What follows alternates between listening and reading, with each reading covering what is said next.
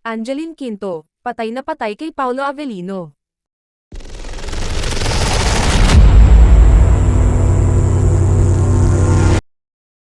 Approve ang libu-libong fans na si Angeline Quinto ang gumanap bilang si Sara Angeles, ang manager na makulit sa serye ni Kim Chiu, Paulo Avellino.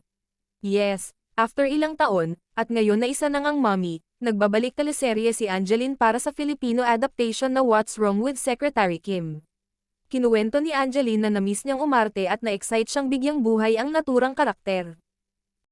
Medyo matagal-tagal na nga rin po yung huling ginawa kong teleserye.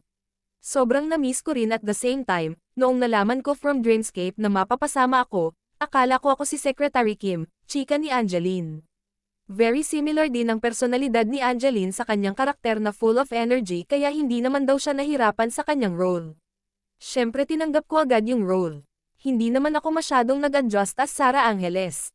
Kasi si Sara Angeles parang si Angeline na masayahin, talagang kalog at siya yung nagbibigay ng kasiyahan sa mga katrabaho niya kapag na-stress sila, say niya.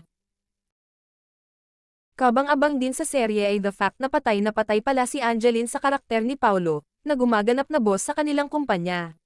Maingay, makulit, very friendly. Palagi silang nagtutulungan sa trabaho at para silang magkapatid sa office. Hindi niya talaga naitatago ang pagka-crush niya sa boss niya. Lahat naman nag-e-enjoy na katrabaho siya, paglalarawan pa ni Angeline sa kanyang karakter. Bukod sa acting comeback ni Angeline, dapat din abangan ang kanyang version ng Right, na isa sa mga official soundtrack ng What's Wrong with Secretary Kim, kasama ang To Be With You, ng South Korean actor at singer na si Kim Won-sik at isa pang kanta mula sa BGYO.